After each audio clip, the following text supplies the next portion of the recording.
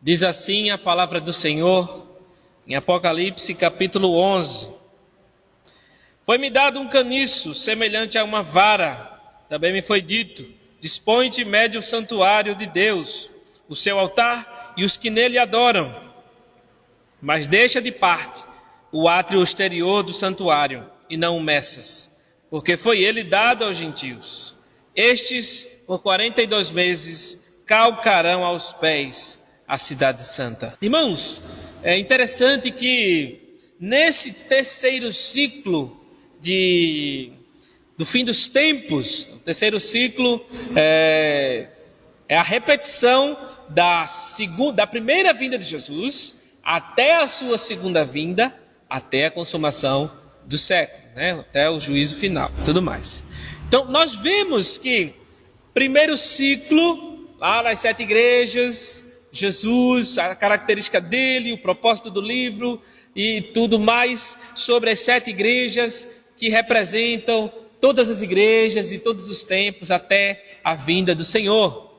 Vemos um segundo ciclo, os 7 selos, Cordeiro digno de abrir esses selos. E os selos, quando se abrem, são os acontecimentos da primeira vinda de Cristo até a segunda vinda e o seu povo perseverante e o juízo sobre os ímpios. O terceiro ciclo, as 7 trombetas. E as 7 trombetas vão encerrar neste capítulo aqui. Impressionante que também nesse ciclo há começo, meio e fim. Nós vemos que ao tocar das trombetas, os juízos, os julgamentos de Deus sobre os ímpios, as tribulações do povo de Deus, enfim, tantas informações detalhadas assim, sobre a ação do povo de Deus antes que o mundo seja destruído, antes que Jesus volte.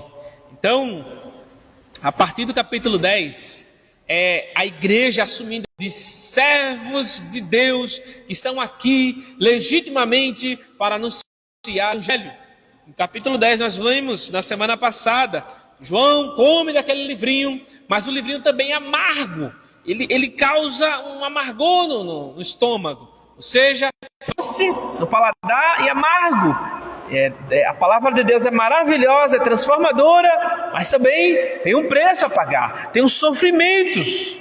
E então, no capítulo 11, é que vai mostrar essa conotação toda do povo de Deus sendo instrumento de Deus e ao mesmo tempo experimentando o amargo das perseguições, das privações, dos sofrimentos, das angústias.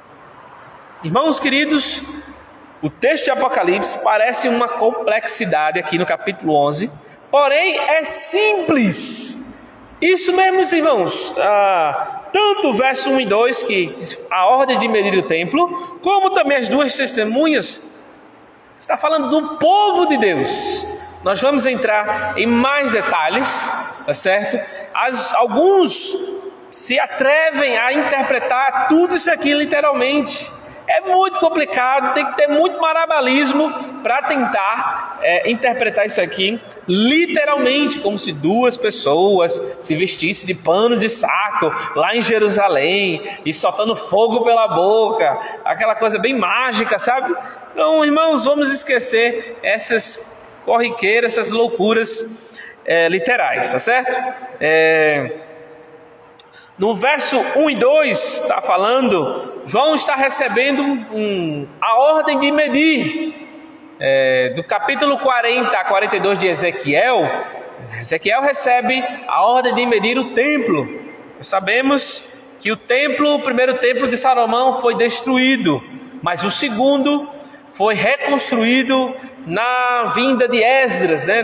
Já no período aí antecedente do período interbíblico, intertestamentário, entre o Velho e o Novo Testamento, e Herodes que reconstrói ele aí o templo lá de Esdras, tá bom?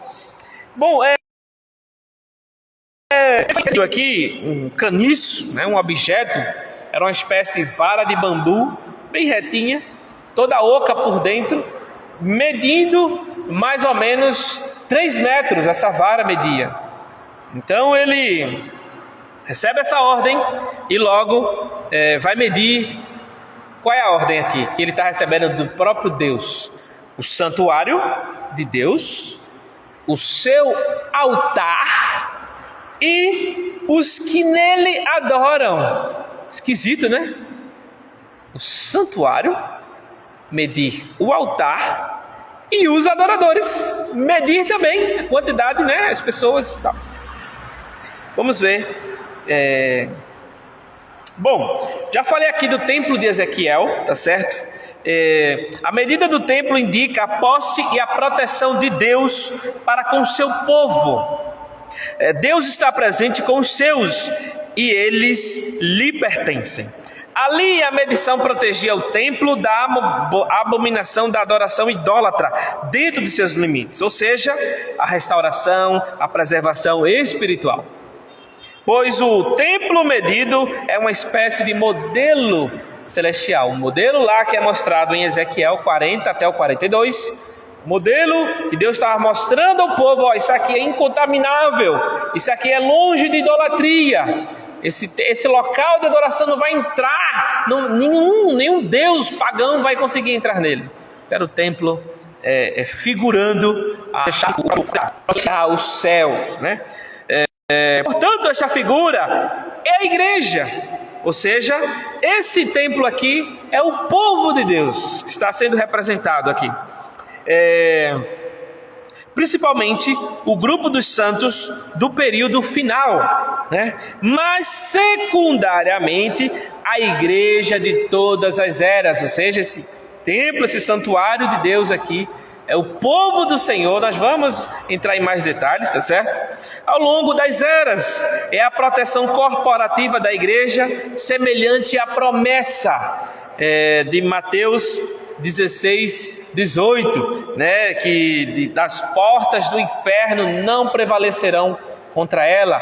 Queridos, o Novo Testamento, santuário, Santo dos Santos, povo de Deus, templo de Deus, é achado em vários versículos em Paulo, também nos evangelhos, em que significa que somos nós o templo de Deus, e não mais aquele que foi destruído no ano 70. Bom, e então o grupo aqui, nesse primeiro verso ainda, frequentemente ainda, queridos, no Novo Testamento, o templo significa igreja, povo de Deus. 1 Coríntios 3, 16, 17 diz que somos santuário de Deus. Também 2 Coríntios 6, 16, somos santuário do Deus vivo, ou templo do Deus vivo. Efésios 2, 19 a 22, Hebreus 3, 6 e 1 Pedro 2, 5 também que fala que nós somos pedras vivas, somos santuários do Senhor. E assim nós entendemos que Deus está mandando o próprio João mostrar para todos que Deus preserva o seu povo. Deus está mandando medir porque Deus protege. Mas nós vamos chegar lá mais para frente que não é proteção da morte, da perseguição, não é nada disso, tá bom? É um outro tipo de proteção que Deus tem para conosco. O pátio interno, né, que é o santuário. Alguns acreditam que se refere especialmente ao lugar em que os sacerdotes ficavam e que a comunidade de crentes é vista uma vez mais como um reino de sacerdotes. Ele está dividindo aqui o templo, é o santuário de Deus, a parte interna, né? O átrio, o Santo dos Santos, tudo aquilo mais, a parte interna, é porque nós somos um reino de sacerdotes, como é repetido em Apocalipse várias vezes, Apocalipse 1:6, Apocalipse 5:10, 20 verso 6, também 1 Pedro 2:5. Também para medir o altar aqui é o altar do incenso, o altar em que as orações, representando aqui as orações do povo de Deus, Em Apocalipse 8, Apocalipse 5 também retrata sobre essas orações dos santos que chegam até o trono do Senhor. Medir também os que nele adoram. O termo se refere aos crentes individuais da igreja. Medir os que nele adoram, os que adoram ali naquele templo, naquele altar. É o adorando individualmente ao Senhor, buscando a face do Altíssimo, cada um em sua privacidade, em sua comunhão privativa com o Senhor. Veja, e somos também abdicados de proteção, mesmo sozinhos. Mesmo eu indo para o trabalho, mesmo eu sendo o único crente naquela comunidade, mesmo sendo o único crente no trabalho, o Senhor também reveste de proteção espiritual. Quando eles são medidos, são identificados como pertencentes a Deus e estando debaixo de sua proteção. Essa imagem retrata os santos dentro dos limites do templo, a igreja, adorando a Deus e vencendo o mundo. Eles não têm parte com o mundo, mas o venceram pelo sangue do Cordeiro e pela palavra de seu testemunho. Portanto, fica claro que Deus protegerá seu povo não de danos físicos, mas espirituais. Aqui significa que Deus protegerá espiritualmente seu povo da contaminação e das influências idólatras do mundo. Irmãos, é muito sério. Deus não está prometendo em momento algum que Ele irá nos proteger sempre da morte física, ou das perseguições, ou das doenças, ou de qualquer outra coisa. Mas sim, nos promete nos livrar da tentação, nos dar cobertura espiritual, nos fortalecer diante das tentações, das provações, das dificuldades da vida, nos ensinar com dificuldades. Enfim, irmãos, isso é proteção espiritual. Então o ato de medir aqui está configurando essa proteção. Lembra que os selados, lá em Apocalipse 7, foram 144 mil selados, né? Marcados por proteção espiritual. Ou seja, vai até morrer pela causa de Cristo, mas ele está preservado espiritualmente. Tá? Então, a proteção que Deus nos outorga, que Deus nos dá, que Deus confirma, concretiza e bate o martelo, é a proteção espiritual. Ou seja, Deus nos guardar das pecaminosidades, Deus nos santificar, Deus nos preservar diante de tanta iniquidade. Ao longo da história, Deus sempre fez isso. Sempre fez isso. Em Abel, Deus preservou Abel, não da morte física. Caim o matou, mas ele morreu santo no Senhor. Noé foi preservadíssimo da sua vida com Deus. Ele pregou a justiça, ele pregou que viria um grande dilúvio, uma destruição, os pecadores se arrependerem, mas não, ninguém se arrependeu. E assim Deus preservou a vida de Noé. E preservou fisicamente naquela ocasião. Morreu, seus filhos cresceram. E tanto Abraão, queridos, Isaac, Jacó, tantos outros, Deus preservou a vida espiritual dessas pessoas, quando elas tiveram, claro, um encontro real com o Senhor. No verso 2, ele diz que, olha só, não vai medir o átrio externo, o pátio externo. Ele recebe a ordem de não medir esse átrio. Por quê? Vamos recapitular, né? O que está acontecendo aqui? O templo de Salomão tinha 2 pátios, um interno e o outro externo. Entretanto, o templo de Herodes tinha 3 pátios. Tinha a parte que ficava os sacerdotes, a parte que ficava os homens israelitas e a parte das mulheres. Um pórtico, uma saleta, um vão, né? Que separava esses 3 pátios do pátio dos gentios continha uma placa advertindo que qualquer gentio que passasse para o átrio, os pátios internos, seria executado. Portanto, o quadro aqui pode estar apoiado no fato de que os gentios tinham acesso apenas ao pátio externo do templo. Eles eram encorajados a adorar ali, mas como eram impuros, não tinham permissão para adentrar os limites internos do templo.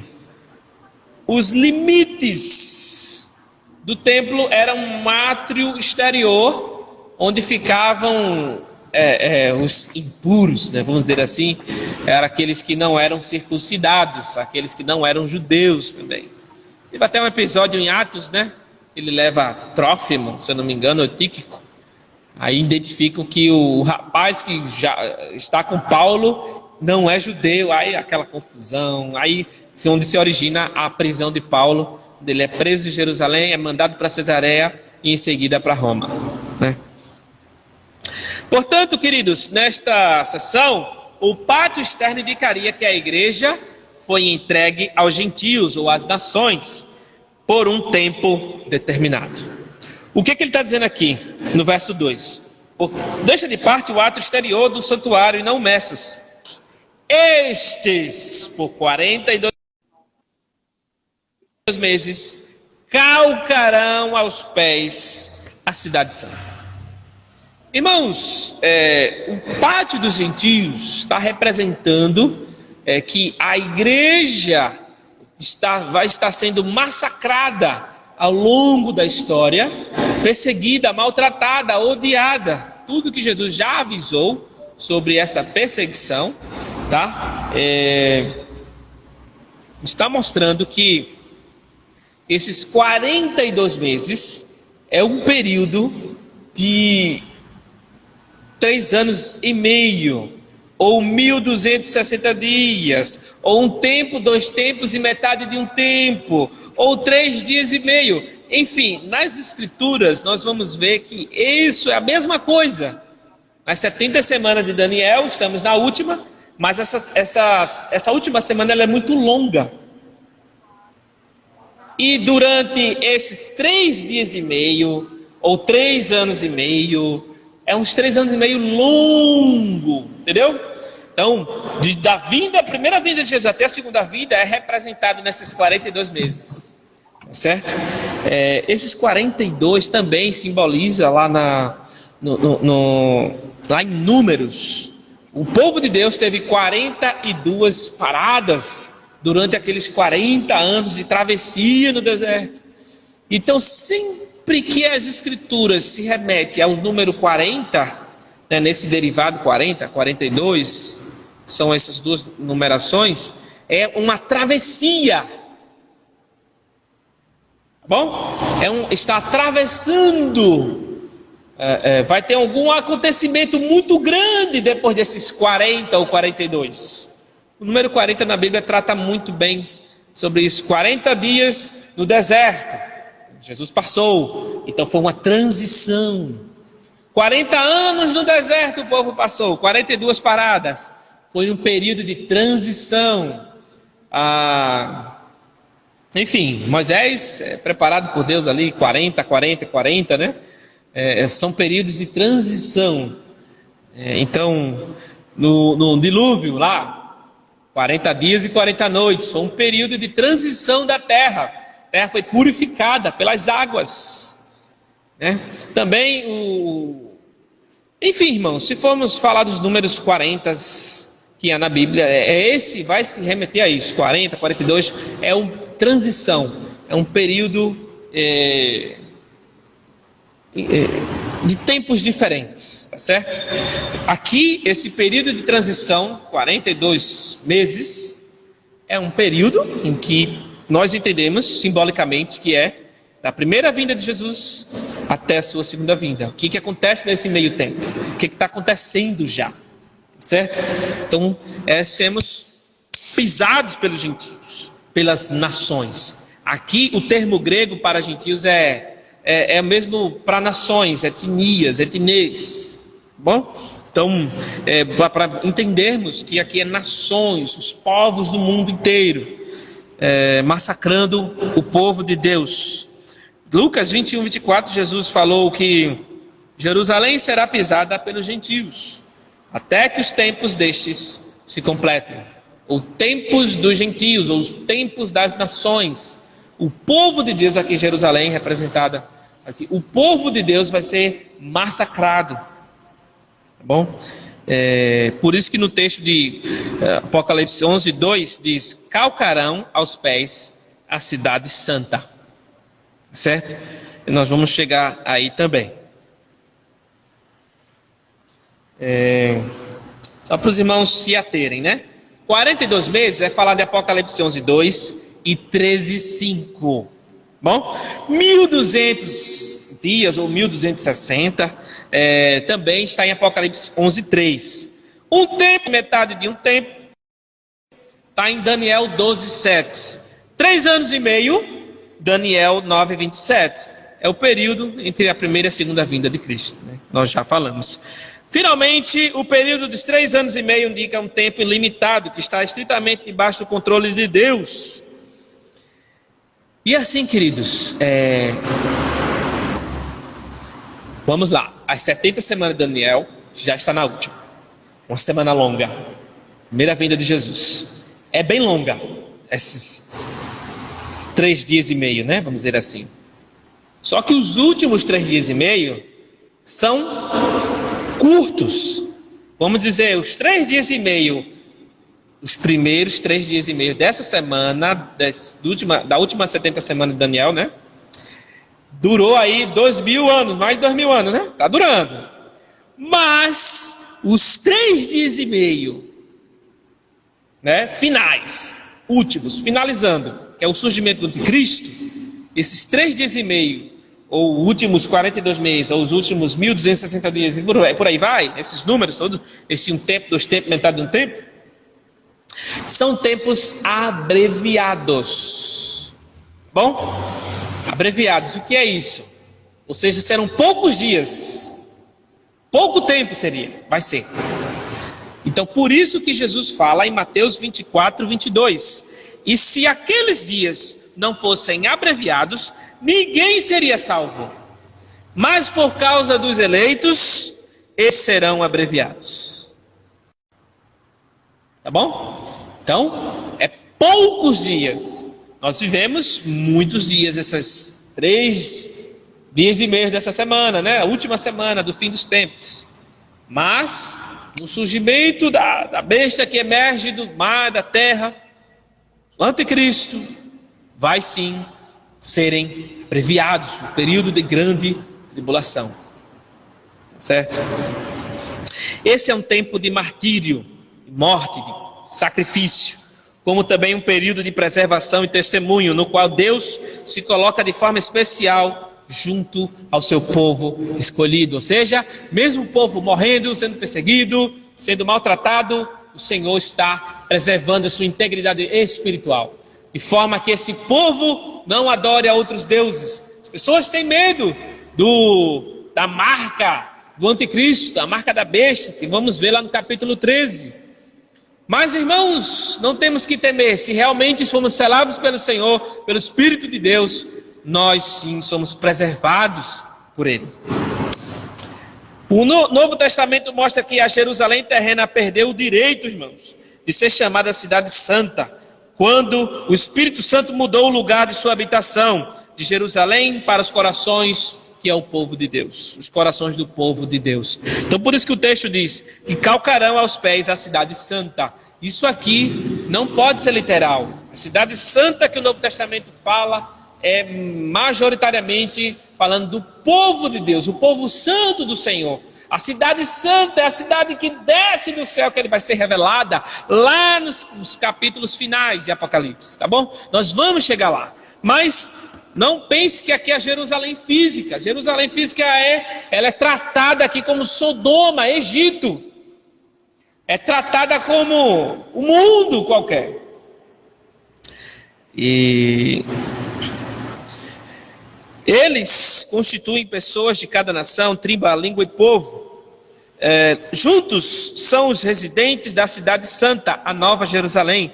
A igreja cristã é simbolicamente chamada de cidade santa, pois nesse lugar Deus habita com seu povo. E quem confirma isso é lá em Apocalipse 21:3. Né? Depois a gente abre lá.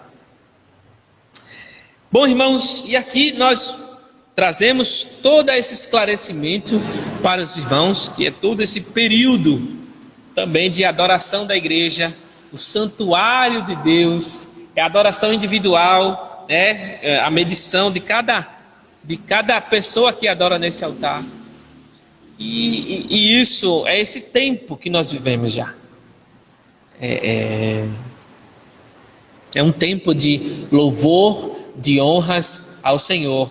Aconteça o que acontecer, precisamos nos atentar de que nesses últimos dias o Senhor é glorificado, o Senhor está no seu alto e sublime trono, e a minha vida em particular precisa ser uma vida de devoção, uma vida de adoração.